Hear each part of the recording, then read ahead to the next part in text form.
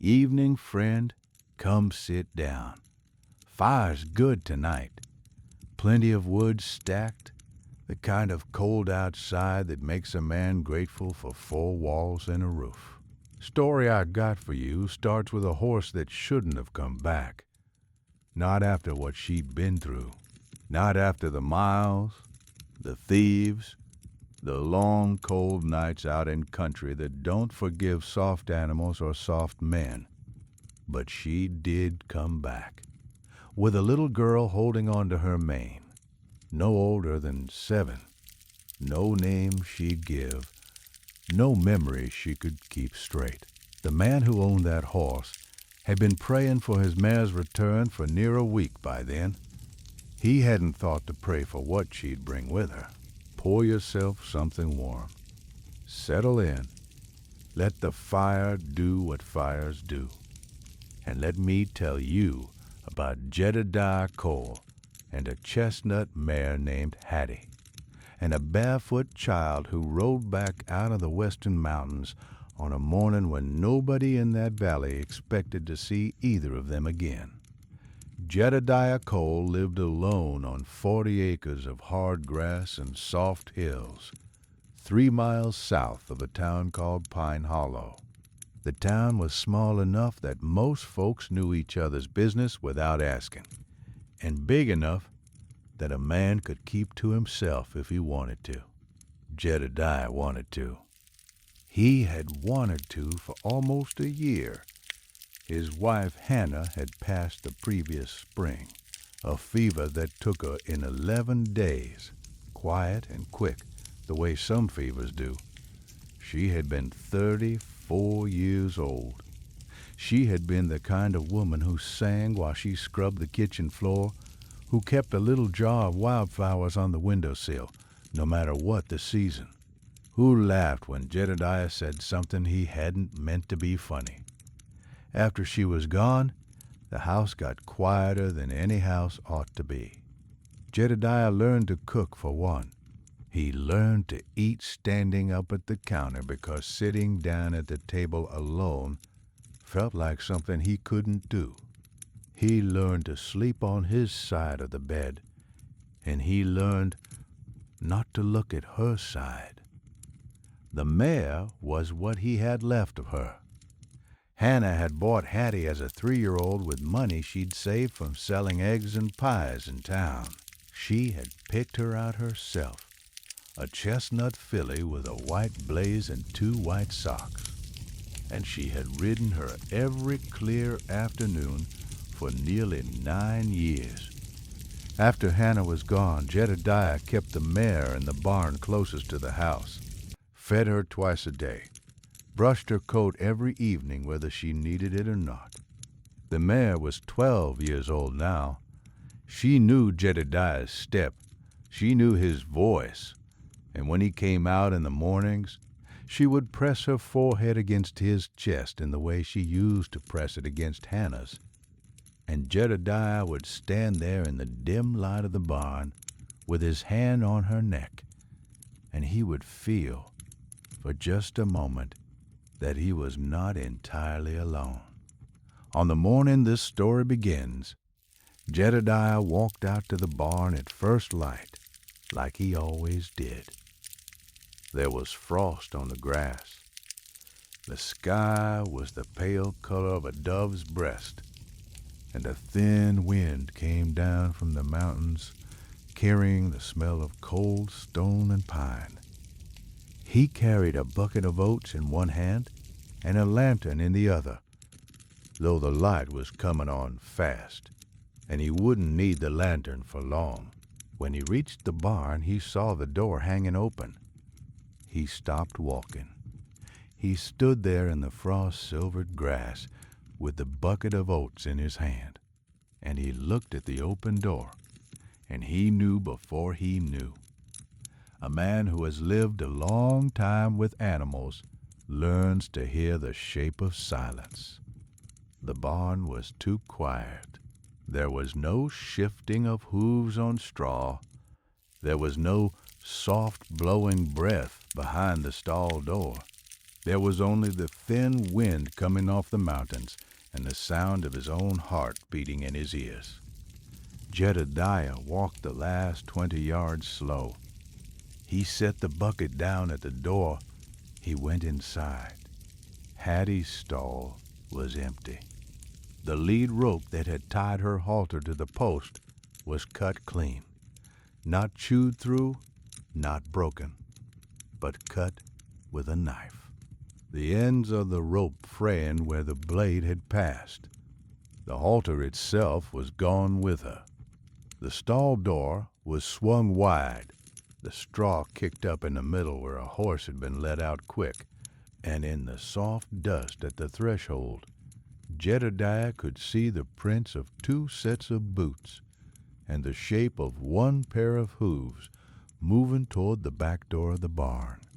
He stood there for a long time with his hand on the stall door.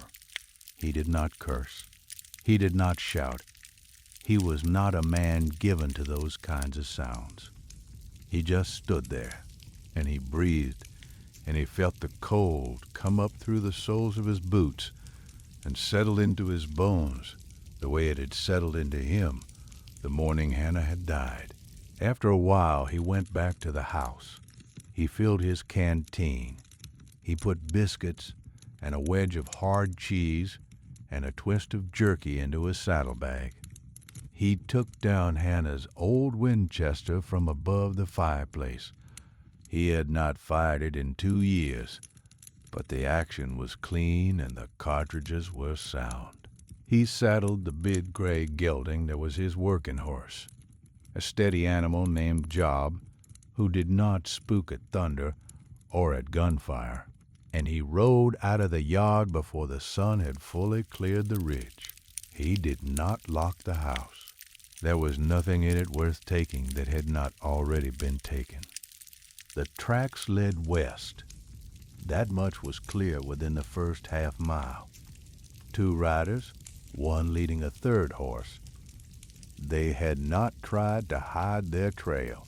They had moved fast, pushing the horses hard through the night. And where the ground was soft, the prints showed deep and uneven, the way horses step when they are being hurried past their natural walk. Jedediah rode without hurry. He had done some tracking in his younger days, before he'd married Hannah and settled down on the 40 acres. He knew that a man who chases hard often chases past what he's chasing. The tracks would not disappear. The thieves would have to rest, would have to water the horses, would have to sleep eventually. A patient man with a steady horse would catch them soon enough. And Jedediah, at 41 years old, was nothing if not patient. The country west of Pine Hollow rose up into foothills and then into the true mountains beyond, a long, slow climb of pine and scrub and broken stone. For the first day, Jedediah followed the tracks across open grassland, keeping his gelding at a walk, dismounting now and then to read the ground. He could see where one of the riders had pulled up to adjust a girth. He could see where Hattie had dug in her heels and been yanked forward by the lead rope. He could see, in one soft patch, the small shape of a boot print that was neither of the men's, a print about the size of a child's foot, narrow, with the heel worn down to almost nothing. He looked at that print for a long time. He didn't know what to make of it. He thought maybe he was reading it wrong, that maybe it was a mark left by something else. But he marked the place in his mind, and he rode on. The second day the country steepened. The tracks turned up into a long valley that Jedediah knew ran toward an old trapper's cabin in the high country, a place abandoned for 10 years or more, known to locals as a way station for men who did not want to be found. He had never been there himself. He had heard stories. He slept that night under an overhang of rock, without a fire, wrapped in his bedroll with his rifle beside him. Above him, the stars wheeled, slow and cold. He thought about Hannah, the way he did every night. He thought about the mare. And he thought, though he did not know why, about that small worn boot print in the dust. On the third day he rode into a weather he could feel coming before he saw it. The sky to the north went the color of old iron. The wind shifted and dropped, and then rose again with a bite to it that hadn't been there the hour before. He pulled his coat closed and pressed his gelding on, because he could see now, up ahead, where the tracks had turned off the valley floor and climbed a switchback trail toward the saddle between two ridges. Beyond that saddle, he guessed, the cabin lay. He reached the saddle by midday. He reined Job in at the crest and looked down into the basin beyond. The cabin sat at the far end of a small meadow, half hidden in a grove of lodgepole pine. The roof was sagging, one window was broken and patched with a square of canvas. A thin trail of smoke came out of the stone chimney, but it was a poor smoke, the kind of fire makes when it is dying and nobody is feeding it. There were no horses in the meadow. There was no sound, only the wind moving through the pines and the distant call of a raven from somewhere up on the ridge. Jedediah sat a long time on the saddle, watching. He watched the cabin for nearly an hour. Nothing moved. The smoke thinned, the raven called again, and then was silent. Finally, he eased the gelding forward down the slope. He kept to the timber where he could. He came up on the cabin from the north side, where the broken window faced, and he dismounted 100 yards out and tied Job to a pine and walked the rest of the way on foot, his rifle cradled in the crook of his arm. The cabin was empty. He knew it before he pushed the door open. A man can feel an empty building the way he can feel an empty barn. But he pushed the door open anyway, slow, and he stepped inside with the rifle ready. The thieves were gone. They had been there, and recently the ashes in the fireplace were still warm, and there was a tin plate on the rough plank table with a crust of bread gone hard on it. But they had moved on. One blanket was left on the dirt floor in the corner, kicked aside in a heap. A bottle with an inch of whiskey in the bottom stood on the windowsill. The door to the back room hung half open on one leather hinge, and from that back room came a sound. It was a sound so small that at first Jedediah thought he had imagined it. A shift, a soft intake of breath, the kind of sound a mouse might make, or the wind in the chimney. He stood very still, and he listened, and he heard it again. The faintest creak of floorboard, the whisper of a breath held too long, and then let out, slow. He lowered the rifle. He said quiet and low, "Whoever's in there, I ain't going to hurt you. I give you my word on that." Nothing. He took one step toward the back room, then another. "My name's Jedediah Cole. I come looking for my horse, a chestnut mare. She got taken out of my barn 4 days back. You don't have to come out, but I'd be obliged if you told me whether you're hurt." A long silence. Then, from the back room, came a voice so thin and small that Jedediah almost didn't hear it.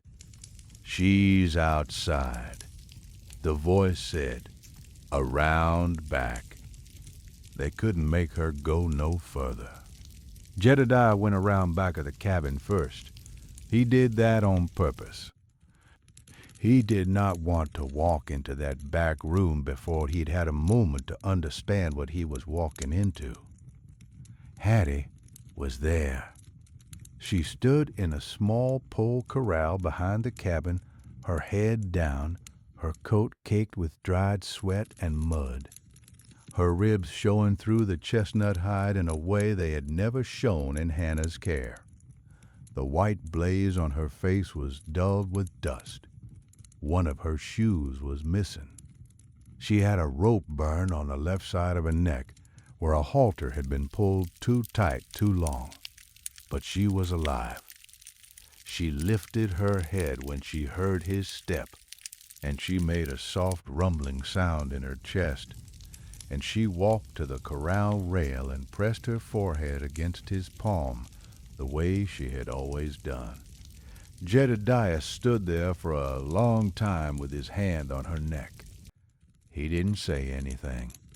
After a while, he reached into his pocket and brought out half a biscuit he had meant to eat for his own breakfast, and he gave it to her, and she took it gentle out of his hand the way she always had. Then he went back inside the cabin. The back room was small. There was a narrow bunk built into the wall, a three-legged stool in the corner, and a pile of horse blankets heaped on the bunk. At first, Jedediah thought the room was empty. Then the pile of blankets moved, and he saw that what he had taken for a bunched-up saddle pad was in fact the curve of a small back, and that what he had taken for a fold of wool was in fact the top of a child's head. He sat down on the three-legged stool. He set his rifle against the wall. He said nothing for a long time. Finally, the blankets moved, and a face came out of them. A girl's face, small and pale and streaked with dirt, with dark hair tangled around it, and eyes so large and so dark that they seemed to take up half the space in her face. She was perhaps 7. She did not cry. She did not speak. She just looked at him. "Hello," Jedediah said. The girl looked at him.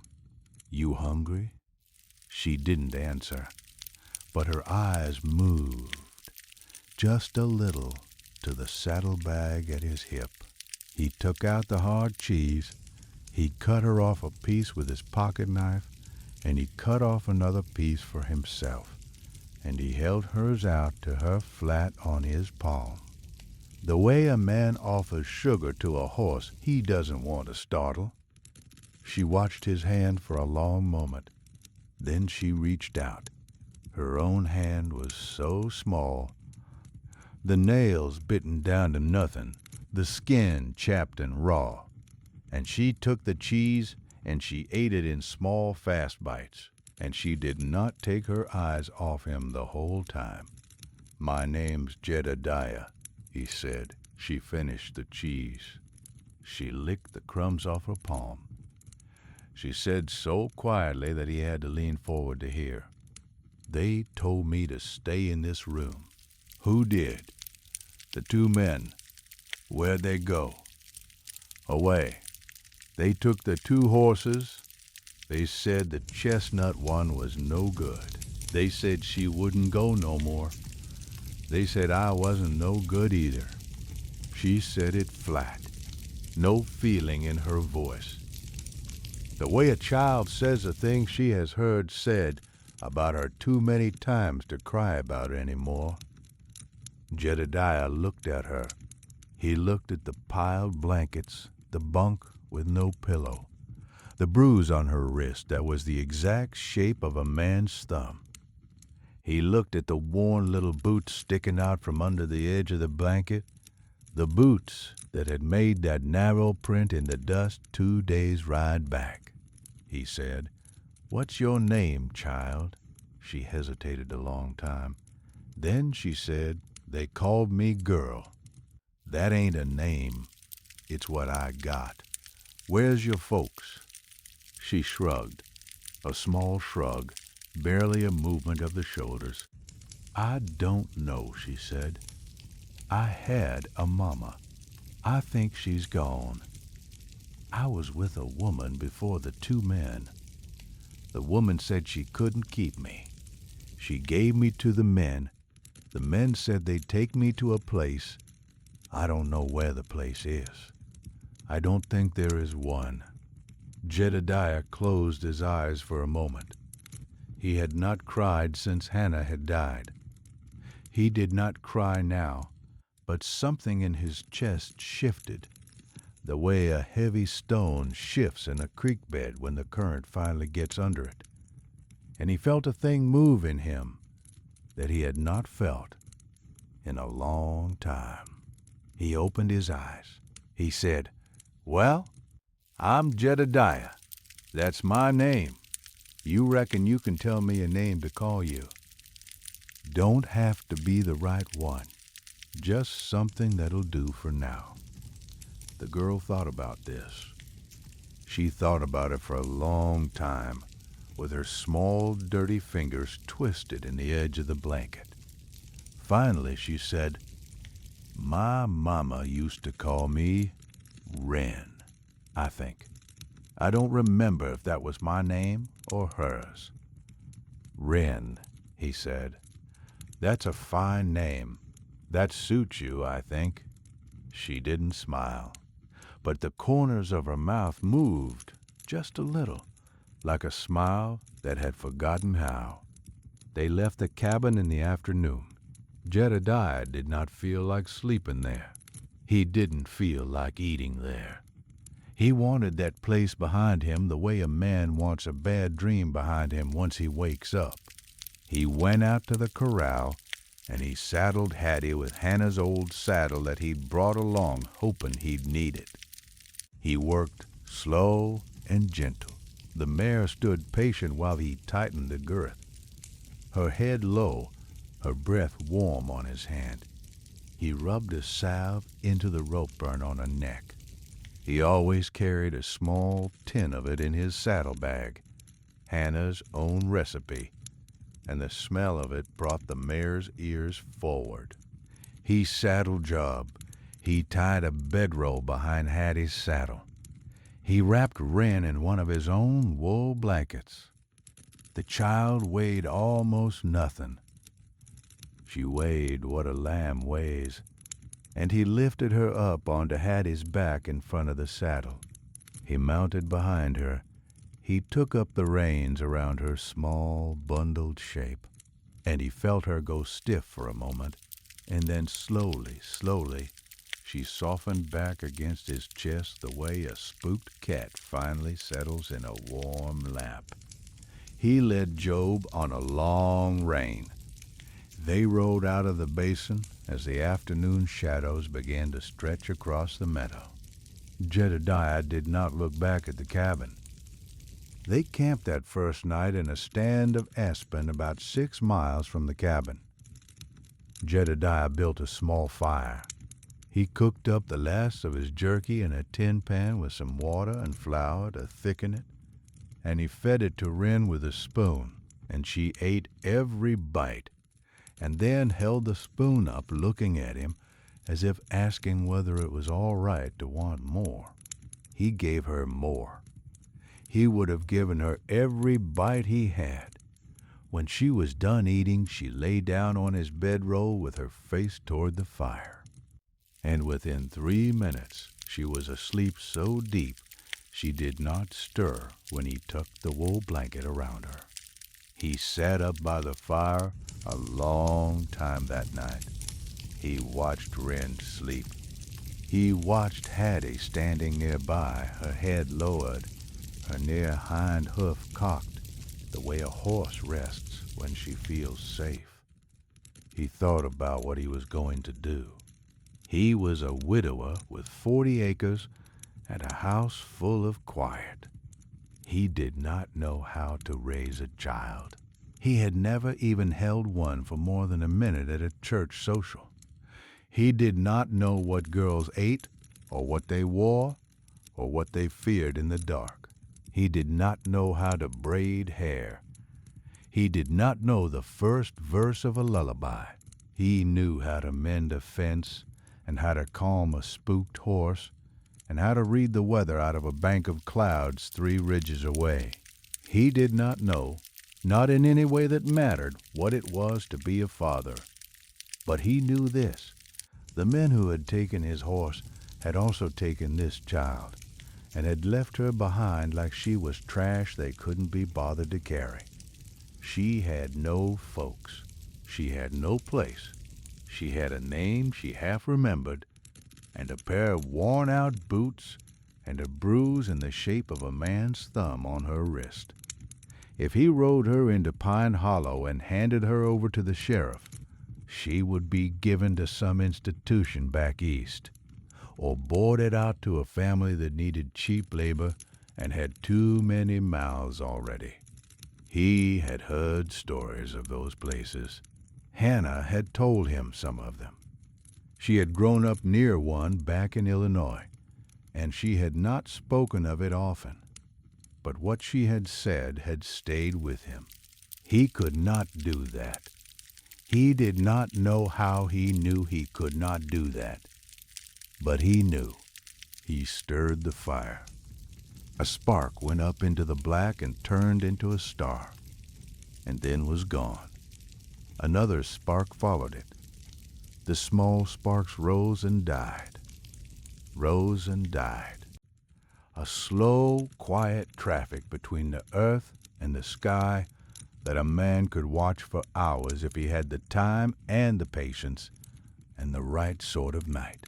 He said, quiet, just to himself, just to the night, "Hannah, I think I need your help with this one." The fire crackled.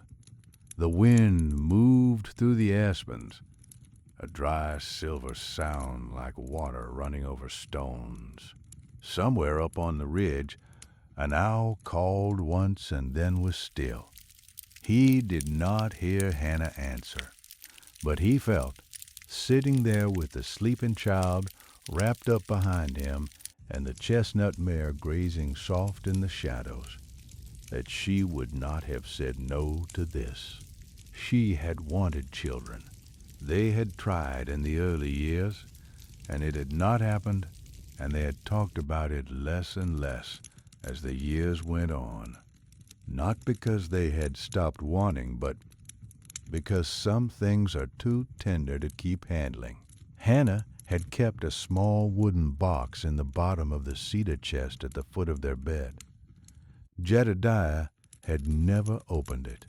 He knew without having to ask what was in it. A tiny knitted cap, a pair of soft lamb's wool booties, a folded square of flannel, things she had made once, early, and had never had cause to use. She had kept them anyway. She had kept them for 13 years. He thought about that box now. He thought about Hannah's hands, the way they had moved when she was knitting, fast and sure and unthinking. The needles making a small, soft click, like rain on a tin roof. He thought, she would have taken this child in before I could get the words out to ask her. Across the fire, Wren shifted under her blanket.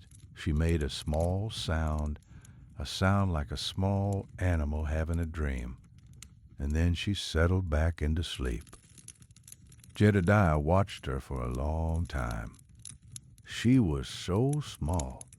She was so much smaller than he had realized at the cabin. In the firelight, her face looked as if it had been drawn in soft pencil. The thin line of the eyebrows, the round curve of the cheek, the dark lashes fanning down. She did not look like a child who had been hurt. In sleep, she looked only like a child. He stirred the fire again. He added another piece of wood. The flames came up bright for a moment and then settled. He slept with his back against a pine and his rifle across his knees. He did not sleep deep, but he slept. He woke once in the deep middle of the night, when the fire had burned down to a bed of red coals, and the cold had come in close. Wren was awake. She was sitting up in the bedroll. She was not crying. She was just sitting there, with the blanket pulled up around her shoulders, watching him. "You cold?" he said. She shook her head. "You all right?" She did not answer. She watched him a while longer. Then she said, very quiet, "Are you going to leave me here?" Then he sat up slow, so as not to startle her, and he pulled the blanket a little closer around her shoulders, with a hand that was as gentle as he could make it. "No, child," he said, "I ain't going to leave you nowhere, not here, not any place. You're coming home with me." "Where's home?" 3 days' ride east.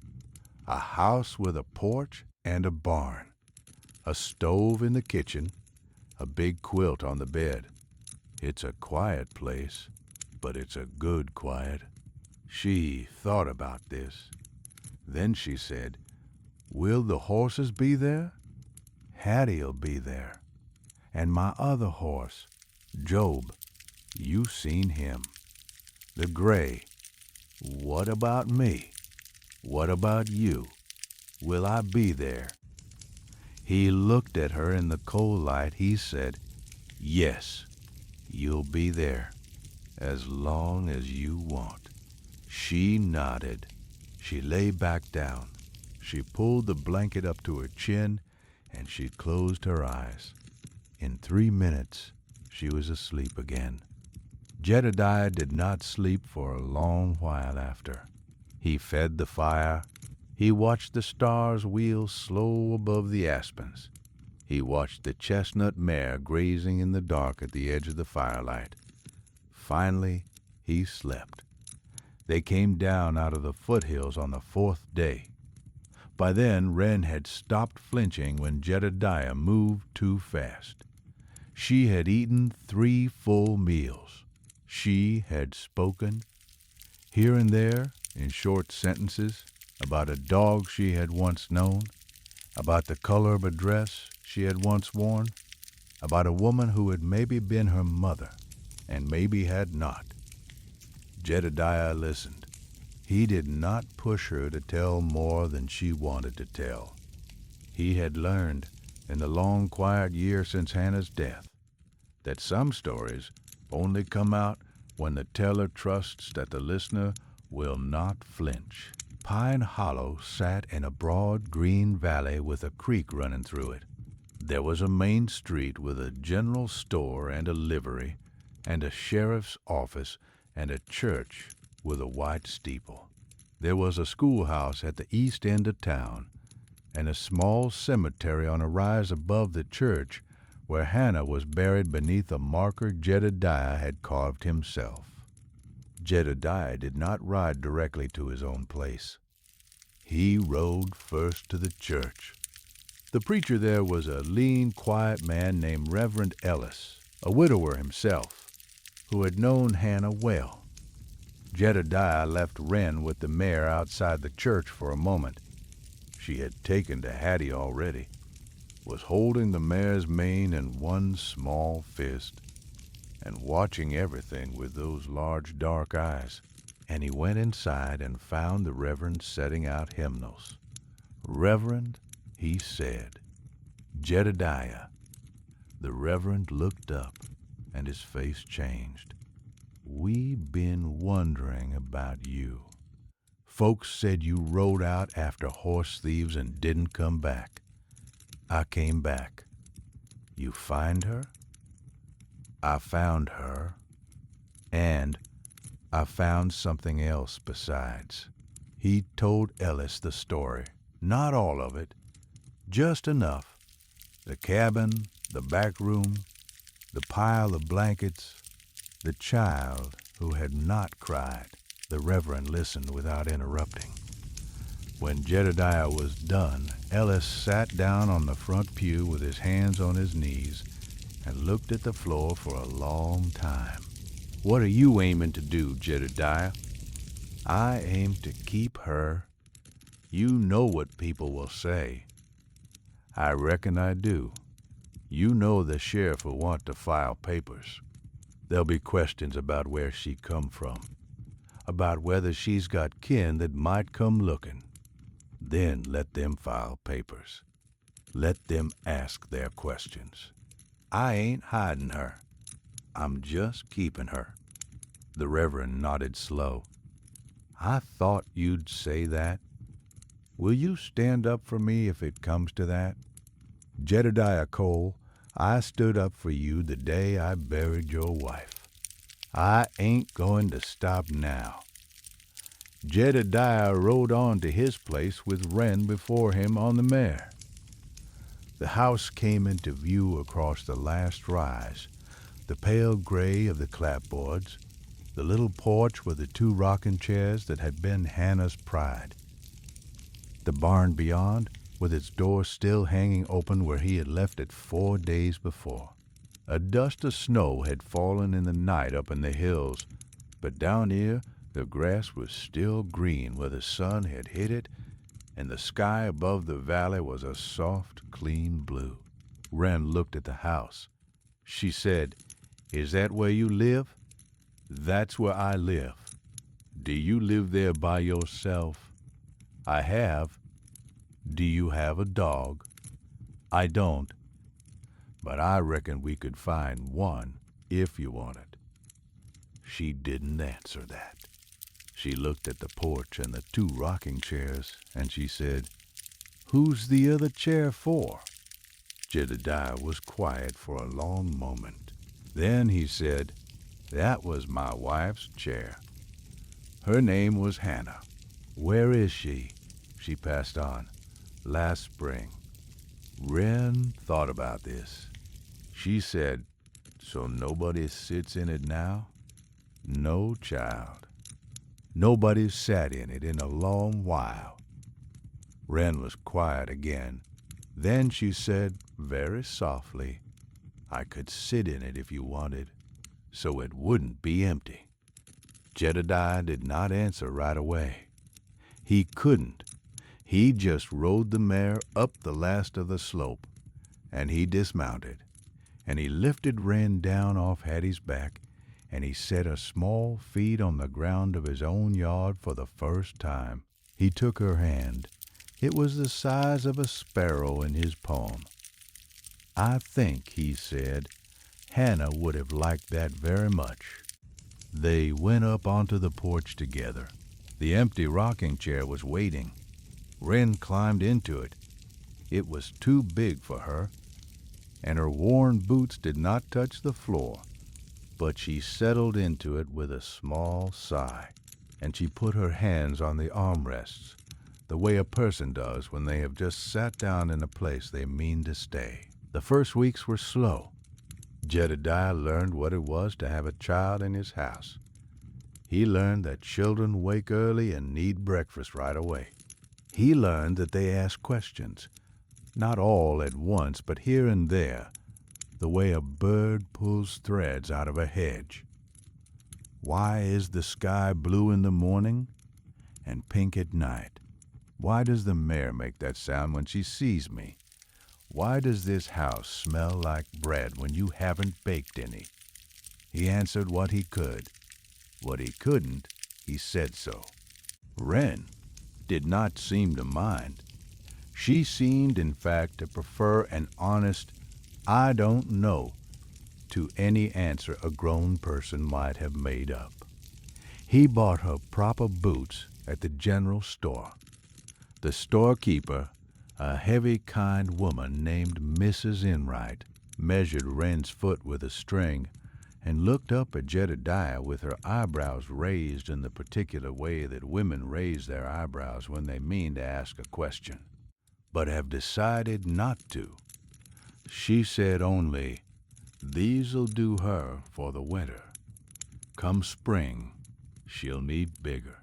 And when Jedediah went to pay, there was a small stick of peppermint candy laid on top of the boots that he had not asked for and that Mrs. Enright did not charge him for.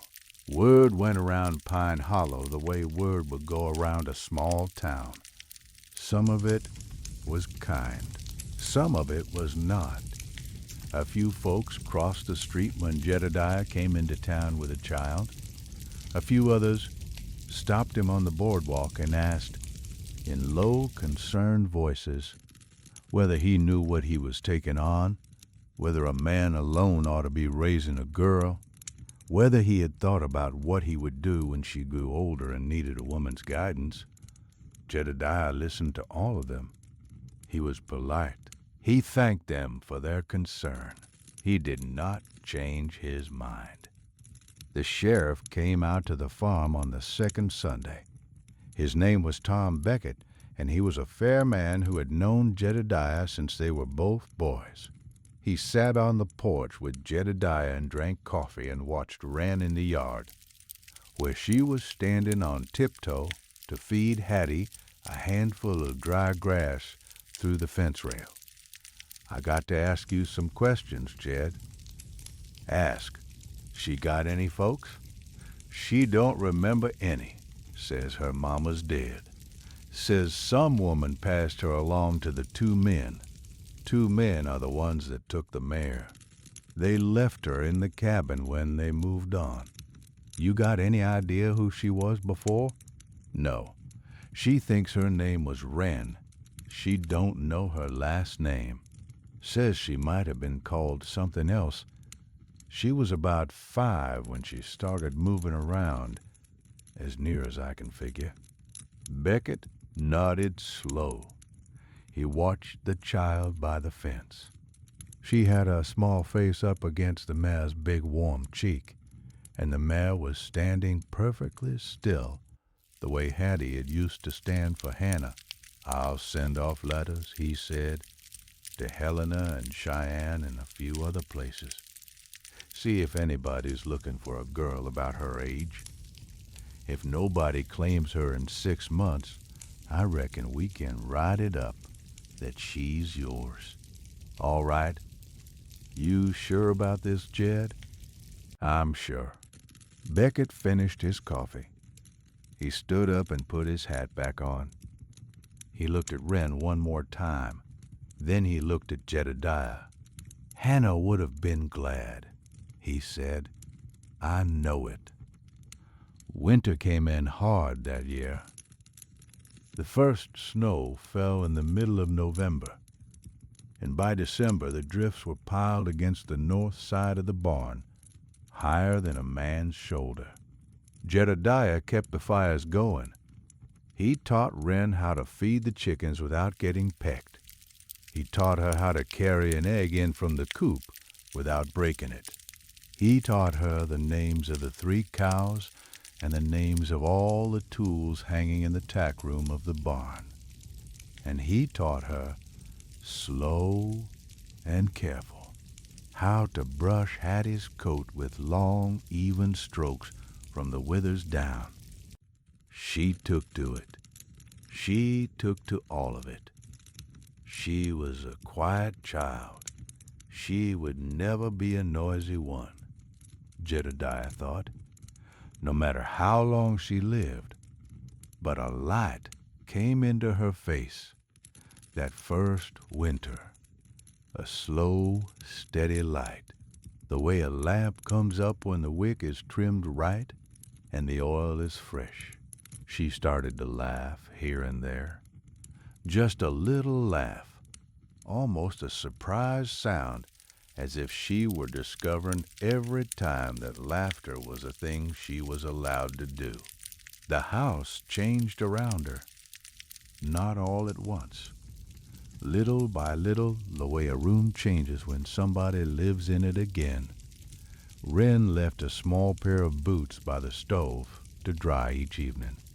She set a chipped teacup on the windowsill and kept a sprig of juniper in it.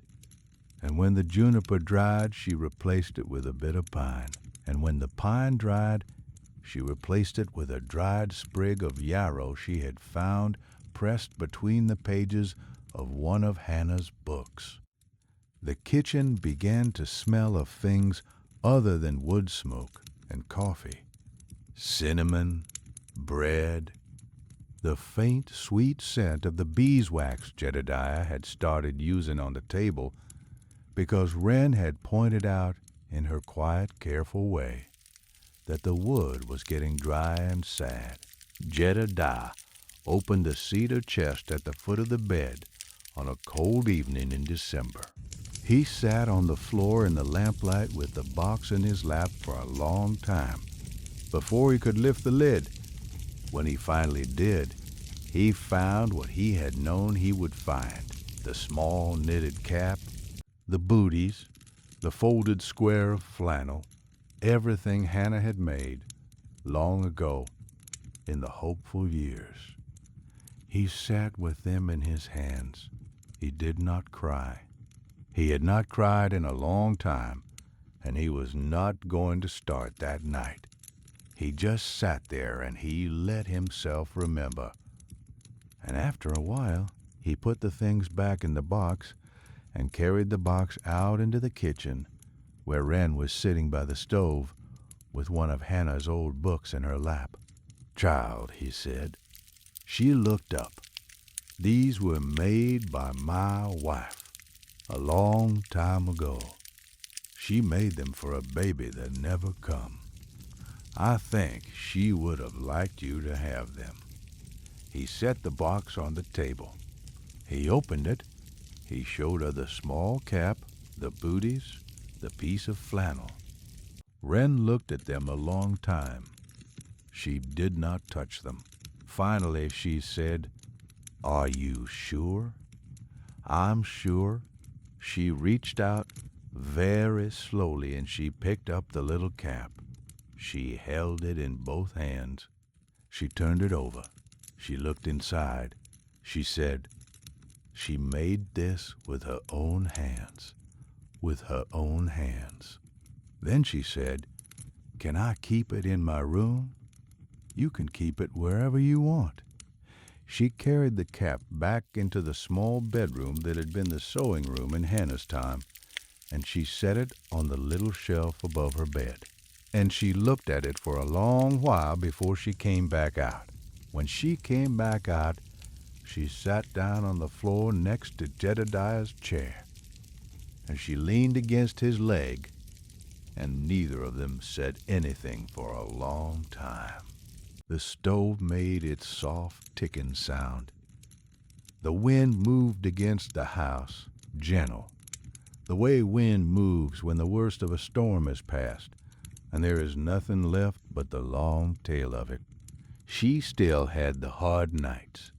There were nights when Jedediah would wake to the sound of her small voice in the next room, talking to someone who was not there, or crying in a thin, exhausted way that tore at him worse than any full sob.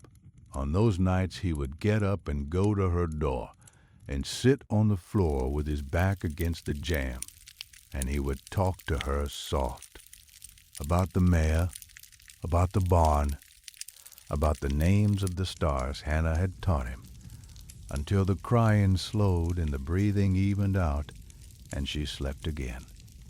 He never asked her what she dreamed about. He did not think she could have told him if he had. There was one night in January when the cold was so deep that the nails in the walls made small, cracking sounds in the darkness. And Wren came out of her room in her nightgown and stood in the doorway of Jedediah's room without speaking. He sat up.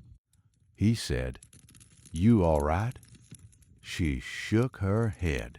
She did not cry. She just stood there. "You want to come sit by the stove with me a while?"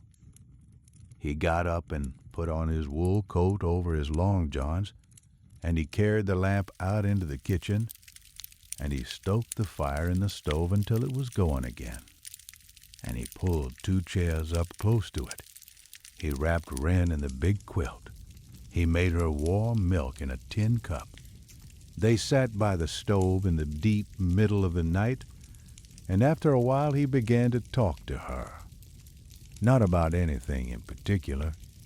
He told her about when he had been a boy and his father had let him ride a mule to the mill for the first time, and the mule had thrown him in the creek. He told her about how he had met Hannah at a church picnic, and how she had laughed at a joke he had made, and he had known right then that he was in trouble.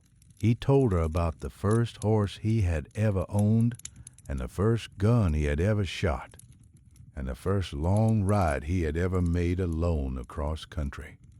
Wren listened to all of it. She drank her milk. After a while her eyes grew heavy, and she leaned against his arm, and she slept there by the stove until morning. He did not move. He did not want to wake her. He sat up in that kitchen chair all night, with the child's head warm against his arm, and he watched the fire go down in the stove and come back up when he fed it, and he watched the thin gray light of the dawn come creeping in through the frost on the window, and he thought, at one point in the long, slow hours, I am not alone anymore. It was a strange thought. He turned it over. He did not quite know what to do with it. The thought stayed. Spring came late that year. The snow did not leave the high pastures until nearly May. But when it came full.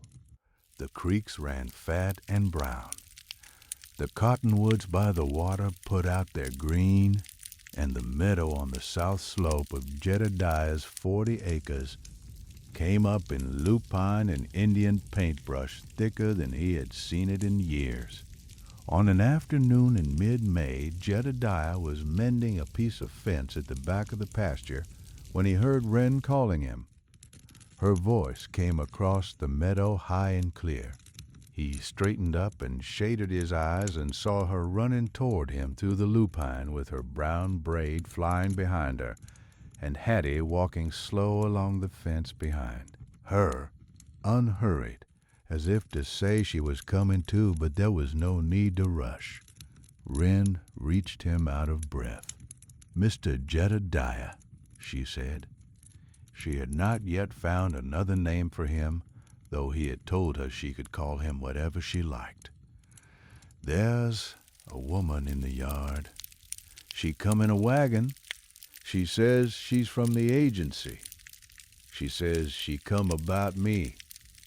Jedediah set down the hammer. The blood went out of his face and came back slow and steady. "All right," he said. "Let's go see what she wants." He ran back toward the house. Hattie followed. As they came around the side of the barn, he saw the wagon, a small buckboard with a canvas cover, pulled up in the yard, and a woman standing beside it in a dark traveling dress and a wide straw hat.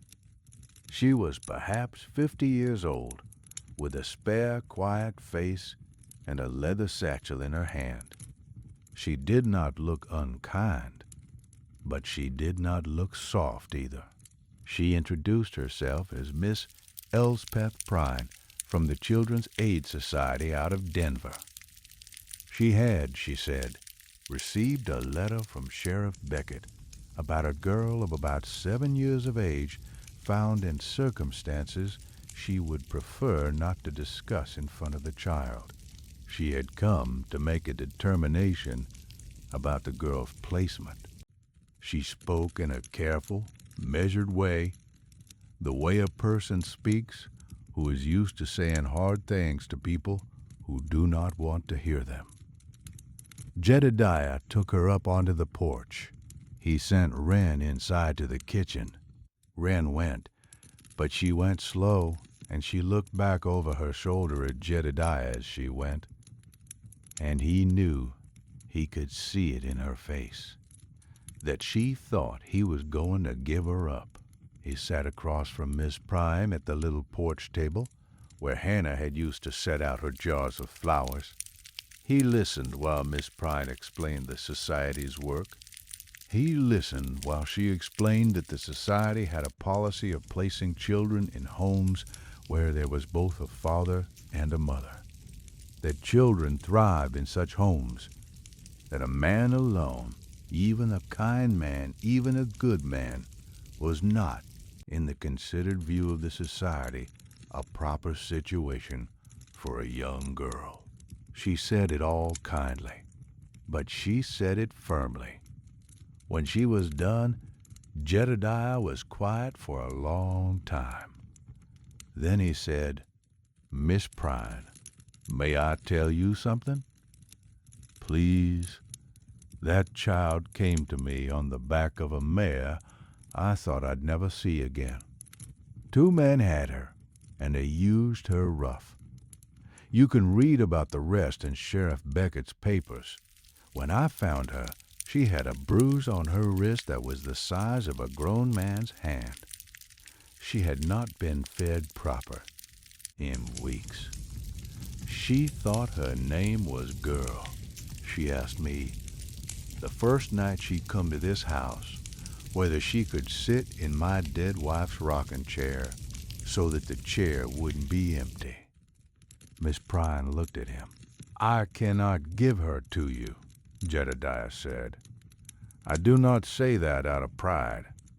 I say it because she has started to sleep through the night. She has started to laugh. She has started to call the mare by her name.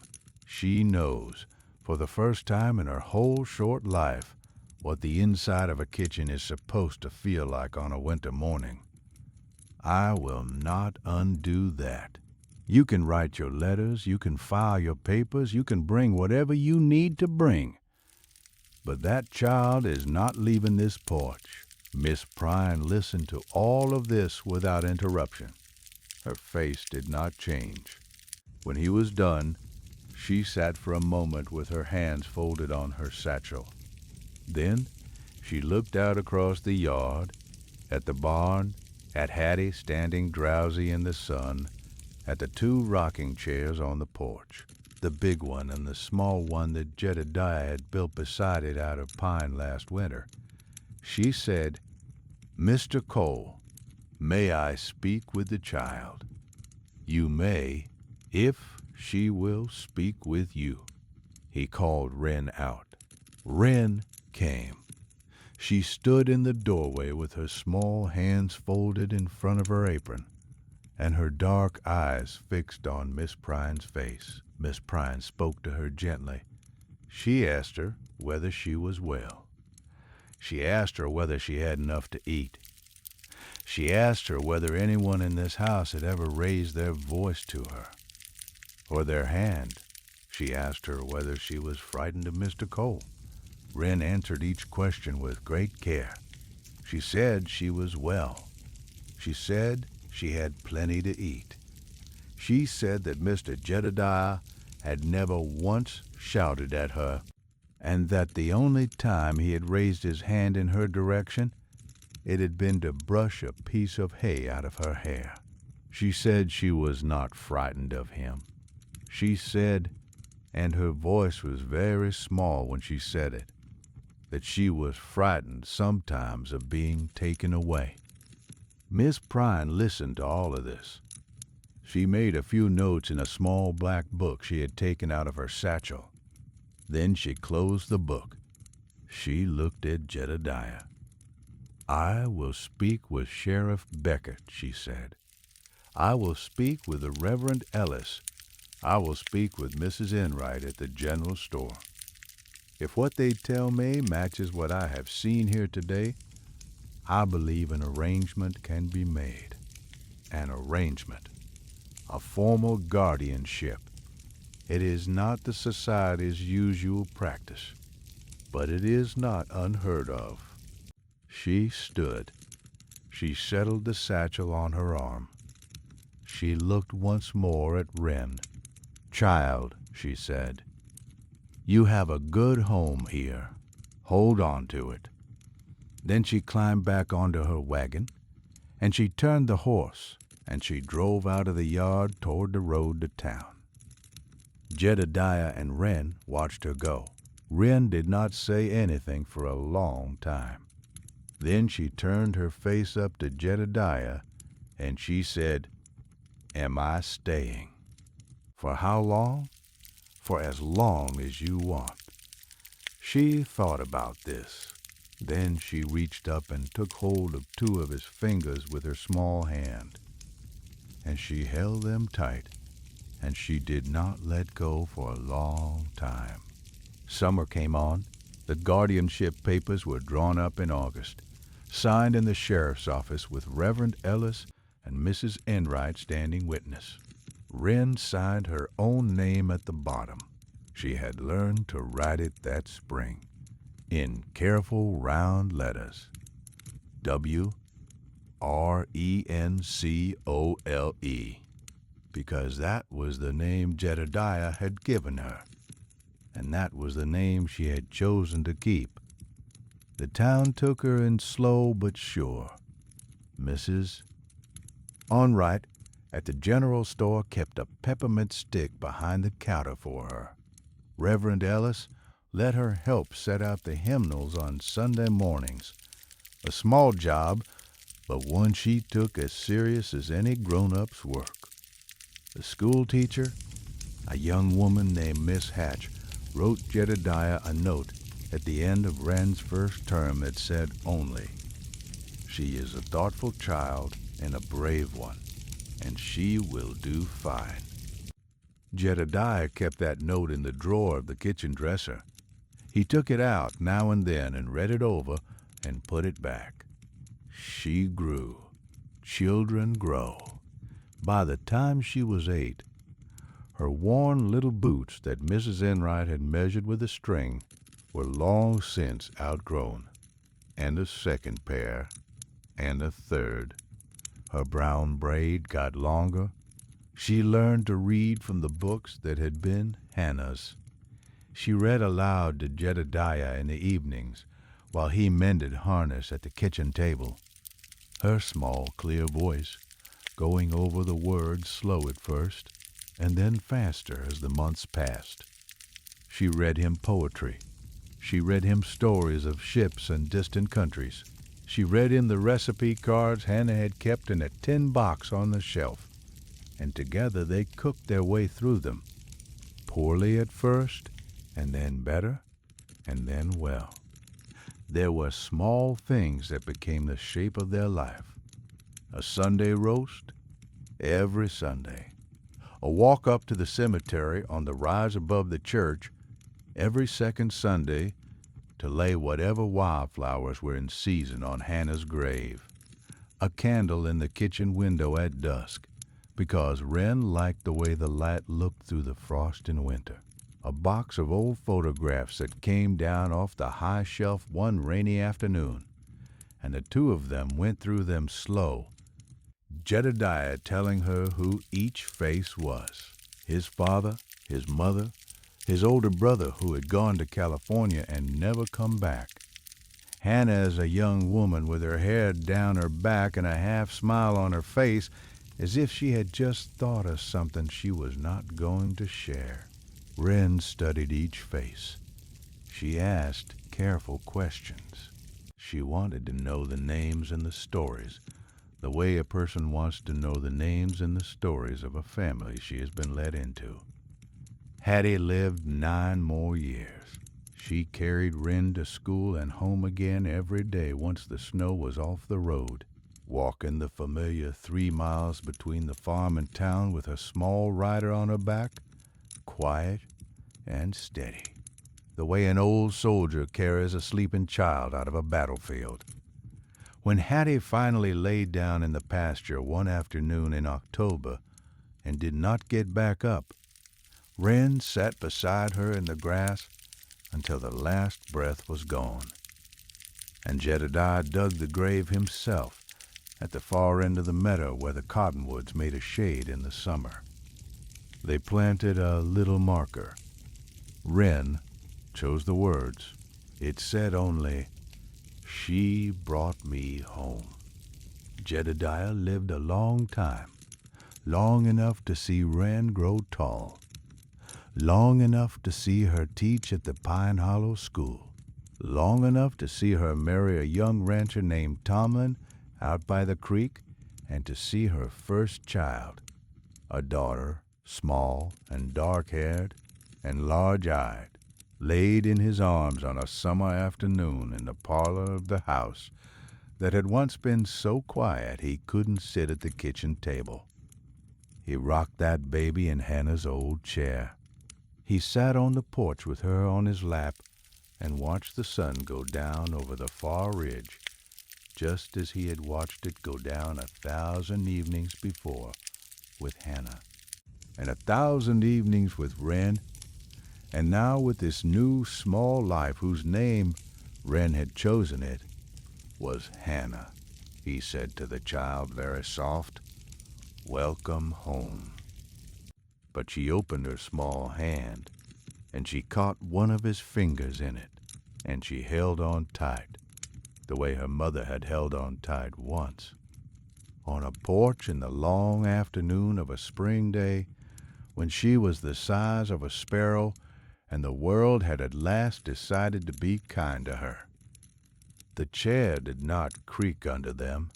It rocked slow and easy in the summer evening, the way it had rocked for Hannah, the way it had rocked for Wren, the way it would rock for a long time yet. And somewhere out beyond the fence line, in the long grass at the far end of the meadow, a small wooden marker stood in the shade of the cottonwoods, and the words on it had begun to weather. But if you knelt down close, you could still read what they said. She brought me home. And that is the way I heard it told. Jedediah Cole and a chestnut mare named Hattie, and a little barefoot girl who gave her name as Wren, because her mama had maybe called her that once. A long time ago, a horse went out of a barn and a child came in. A man who thought he had nothing left to give found out he had plenty. That's the way of it sometimes. You go looking for one thing, and you come home with something the Lord had been meaning to give you all along. The fire is getting low now. The wood box is almost empty, and the wind outside has quieted down to nothing, and the coals in the grate are that deep red color that means the night is well along. You rest easy tonight, friend. I will be right here next time you need a story. The fire will be burning, same as always. Good night.